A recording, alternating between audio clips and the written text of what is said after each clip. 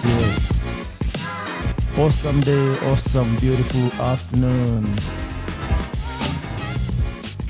Today we are blessed to one of the son of Africa, Bah-Pna Dahane, a marketing guru.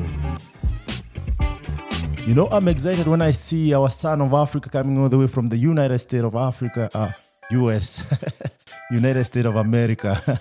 Actually, it should be United States of Africa too. Coming back home and doing business here and trying to share the knowledge. And today I welcome you to Africa's Talking Podcasts in collaboration with Impact Masters Podcasts, trying to share the stories of Africans and also checking out the tech ecosystem and how we're doing. This is amazing day, amazing day. So Bah-Pna Dahane has graduated in 1999 with a master's degree in international business and marketing, minoring in Black Studies and political sciences from Portland State University, that is Oregon, USA. Before heading to for his master's, Bah-Pna worked as a sports marketing consultant, and in 1998 joined Coca-Cola France to work as a sports marketing liaison during the Soccer World Cup in his hometown of Lyon, France. I remember back in the day, it's Brazil who won is it Brazil? No, France actually, against Brazil. So I watched the finals, it was really amazing. So he later joined the Sydney Olympic Committee for the Olympics 2000 in Sydney, Australia. In 2001, he was hired by Nike France to handle all aspects of businesses and marketing of basketball in France, covering events, marketing, contract negotiation, and the team management. In 2003 and 2004, he worked as a consultant in the broadcasting entertainment business and helped launch MTV-based Africa in Senegal. In 2005, he started his own consulting company called Weina, formerly known as BP Consulting. His love and passion for his motherland pushed him to focus primarily on assisting African sports federations in all aspects of their management. So you're not just talking about another African son, you're talking about someone who has passion about the Africa and the way it's supposed to be. In 2009, he set up precedent in African basketball marketing by putting together a lucrative sponsorship between the firm Nike and the Angola Basketball Federation. In 2010, out of this deal, Nike designed the first Nike shoe dedicated to an African country and sold on the US market. He managed and coordinated the contract between Angola and Nike until the London Olympics 2012. From August 2012 to December, Bah-Pna Dahane has collaborated with Richard Atias and Associates on the Doha gathering of all leaders in sports and in Qatar. In addition, through his consulting agency, Bah-Pna advises corporations and governments on foreign direct investment in African countries. A dedicated and passionate sports entrepreneur, Bah-Pna believes in the positive impact of sports on youth and the importance for African countries to develop more international competitions. In parallel with these business activities, Bah-Pna also runs programs, the Eye Care Program, which aims at raising awareness of HIV, AIDS, and other transmittable diseases. Roots 1901, which focuses on teaching African history and its legacy to the African diaspora living, and D.r.e.a.m Big project, which aims at empowering youth through sports. Bah-Pna Dahane can be reached at bp at Weina Limited or ltd.com. So Bah-Pna, welcome to today's podcasts. That's quite a profile there. Good morning, everyone. Jumbo, I think I should say. Yeah. And thank you for having me. Yes. My first time doing a podcast. Thank you. Don't worry, take it easy. Asante. Karibu sana. Bah-Pna, it's really interesting to see, what is happening in the world right now. And it's recommendable for Africans wherever they are in the world. They have started realizing that Africa is home. North, east, west, wherever you are. If you're listening to us, Africa is your home and you're welcome anytime. You don't need to worry about anything. You don't have to look. They say looking over your shoulder, right? It's good. I've seen you have been involved with the Black Lives Matter to some extent. And I think there are two things that actually can drive this to the world as we know it. One of them is music and the other one is sports, because this is where most of the people gather Kenyans in Kenya actually have tried to put our best foot forward on athletics, but I'm sure there are other sports that we can put out there. Like we've seen, we've started participating really well on short distance, amongst other sports. And before we go to this sport business, entrepreneurship, it's always good and polite to introduce an African man.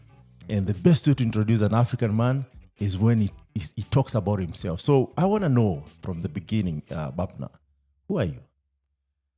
I'm the son of my mother and my father, and great son of my ancestors. Yes. That's a way of starting. Mm-hmm.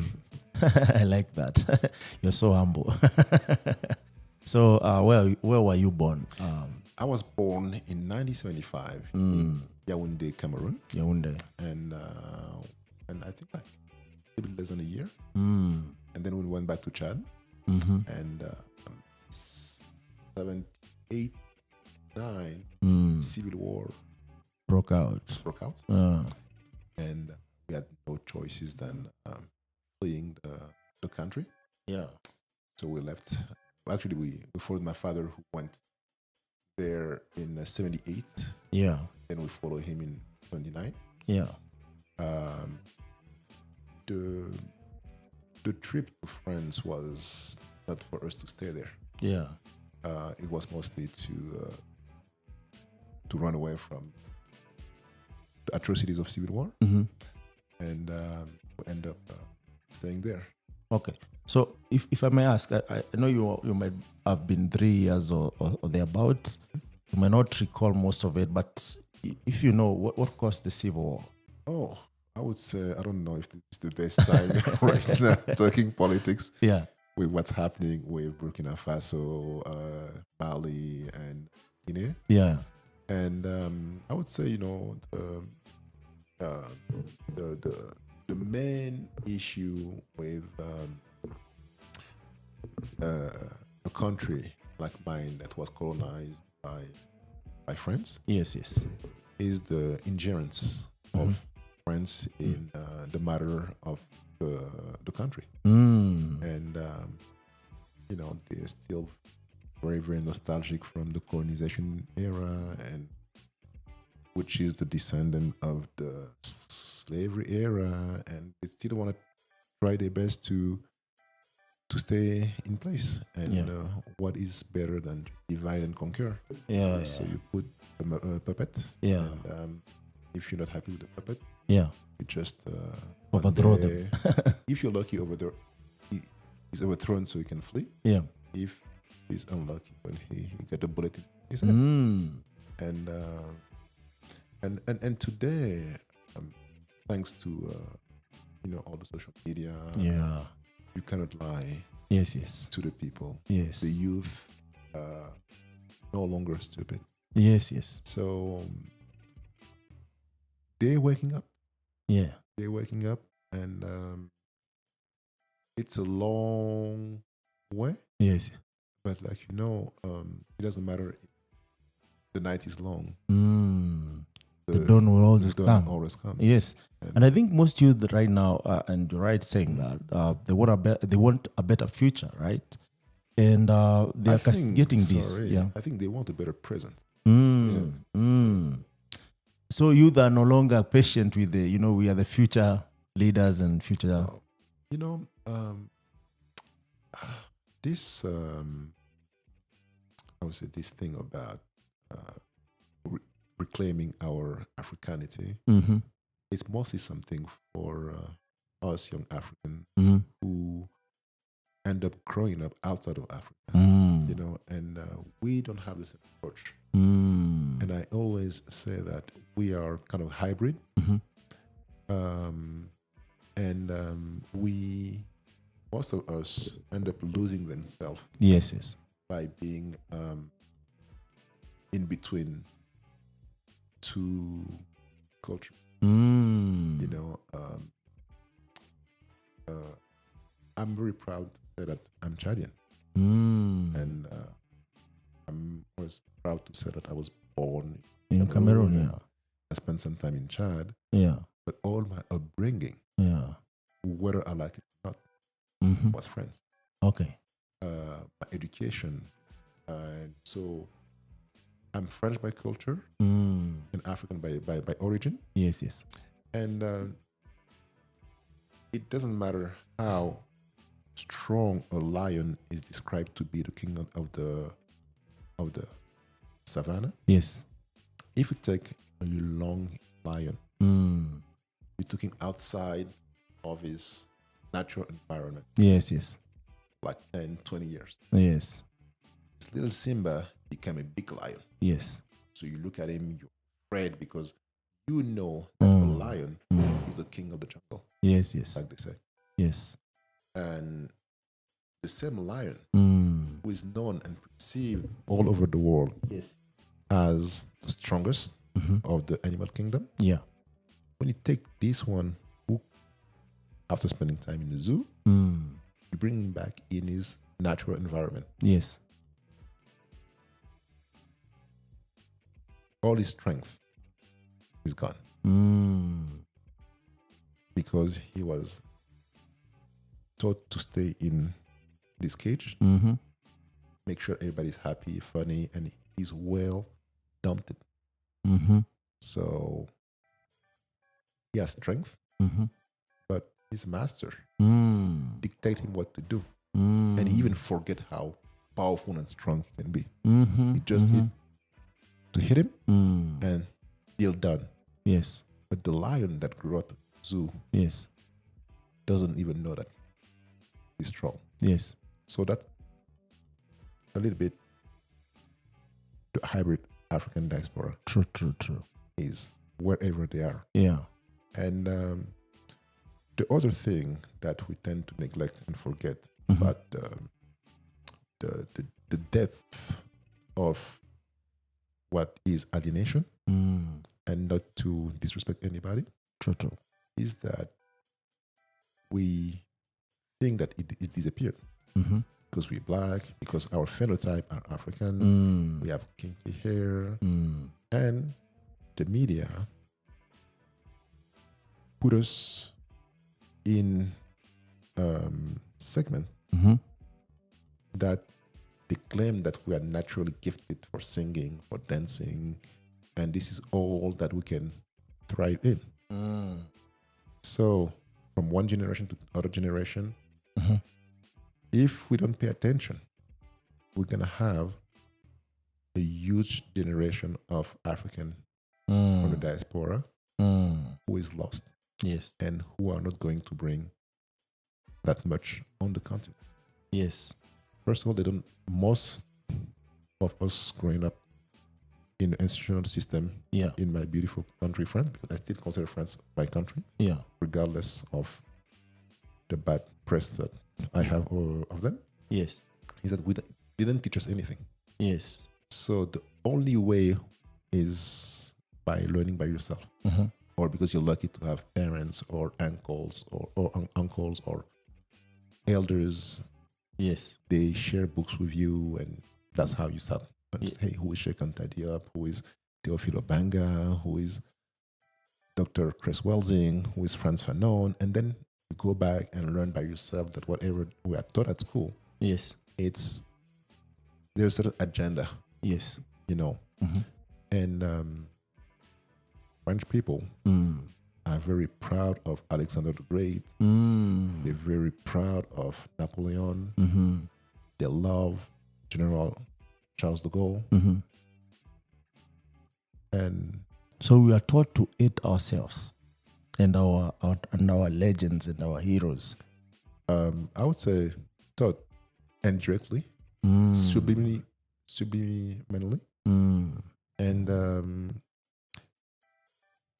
Napoleon, who reestablished it's the called Black Napoleon the Great, and he reestablished the slavery after it was abolished. Okay. Yeah.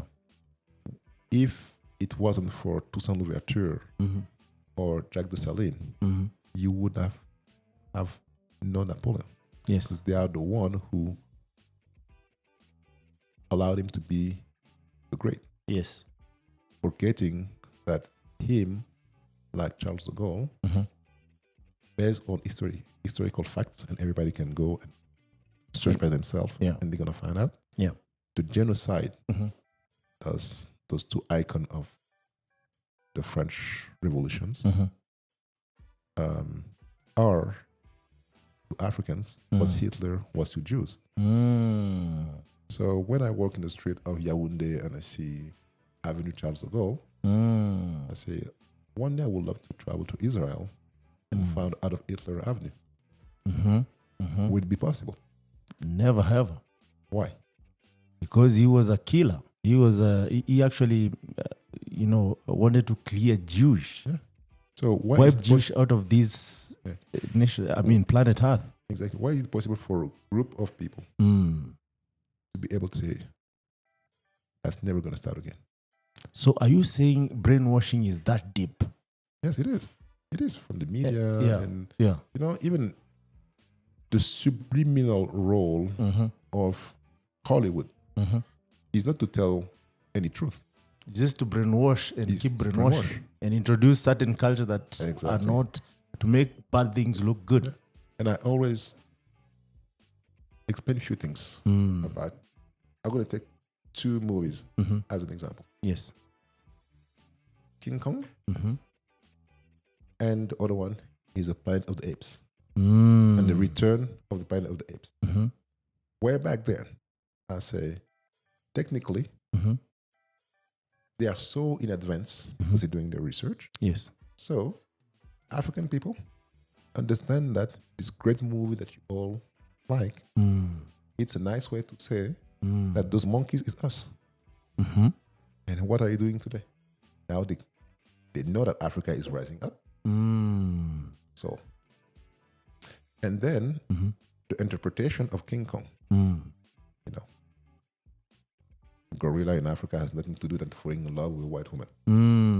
It's made weak by what white woman? Yes, a monkey, a gorilla that is so strong. Yes, he took a tiny, and no disrespect to any white woman who are listening. True. We love you. We're sisters and brothers, so don't get things twisted. Yeah, we're just talking about interpretation. Yes, and there is no fight, there is no hate. So technically, he leaves, go to America. But still, this tiny little woman is still freeing. Is still able to control the mind of the gorilla. And you see how if I see a gorilla, I'm just gonna bow down. Not even gonna try to defend it. Yeah.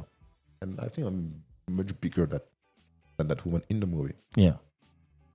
So goes to America, and everything happens. But you never question yourself why they end up killing King Kong on top of the Empire State Building. You never question yourself. What is the subliminal meaning behind that? Yeah. What do you think it is? I mean, it's the same thing that you're saying in terms of interpretation of how, black women are, enticed with the comforts of the Western world or the most developed world. To an extent, they forget themselves.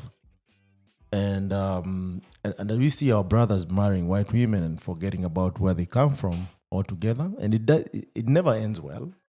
And that means actually is a way of, showing that, they got us by the balls, for lack of polite. I would say, and then I want to finish with the King Kong example.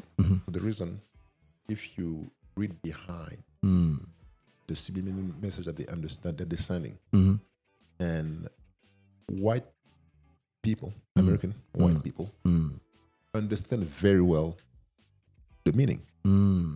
So technically, King Kong was shot on top of the Empire State Building, and the meaning is kill the black man before he takes over the empire. So all the buildings in America, why specifically the Empire State Building? Because also focus on empire. Yeah. And he was on top of the empire. Okay. And this is when put it. Yeah. So the meaning Stop him Kill- before he takes over the world. Stop black people before they take over the empire. And we let it go. We don't excuse, we don't question, we don't, we don't take them accountable. Yes. And when it comes to, interracial dating, I am not against it, to be honest with you. Yes. I'm not participating in it. I'm not interested. Have you ever dated a white woman? We've been bad boys, growing up. Okay. So You tried everything and anything. we were learning our manhood. Yeah, sure. So, sometime before drafting a masterpiece, you have to do some sketches. Yes, for sure. So Yes. that's how we were testing the, Yes. different For copies. sure. Yeah. But it's not good. It's not good. So Yes. I'm just saying, young kids, if you're listening to that, You don't. Don't It's do not it. worth it. it's not worth it. Yes. Because you are hurting somebody who probably sincerely love you. Yeah. Maybe yes, maybe not, but Yeah. don't do it. Maybe they're innocently loving you back. Yes. Yeah. But the system Yeah. with time will let you know that, hey, no, This is not for you. we And it's- tolerate you. Yes. And there was I would say,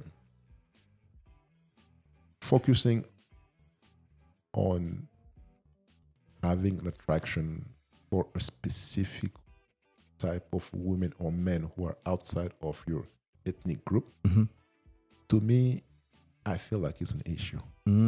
Because when and why they convey this ideal that interracial should be black and white. Yes. Somebody from Senegal marrying somebody from South Africa, that's also interracial. They are different culture. True. They don't behave the same, and you have to learn the culture of XYZ. Yeah. So if love is blind, why that when it's interracial, interracial has to be only White and black. white and black? Yeah. Why is that? It's a very legit question. And by the way, to be honest with you, I've watched those two movies not once, like twice. It always looked in a certain way, but I've never thought it in those lines. And it's good that you brought it to light.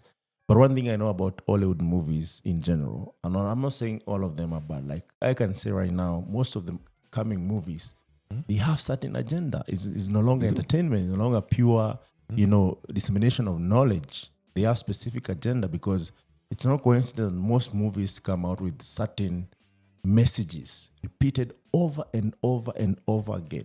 And sad thing is, even beyond movies, cartoons right now, if you have a kid who watches cartoon, I would advise you select specific cartoon they should watch and just analyze them, because there are certain messages coded in there in a way to shape the way they think and the way they perceive certain things.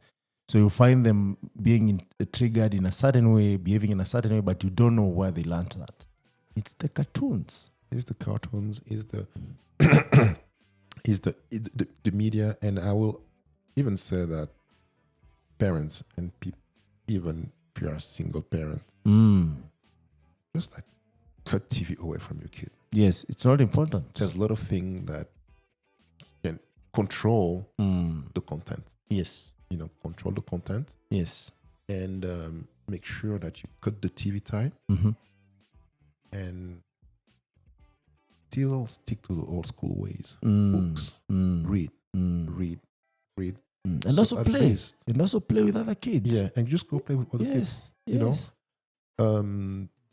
We are entering this digital era of social media, which to me sounds more like antisocial. For sure. Because you can be in a room with full of friends.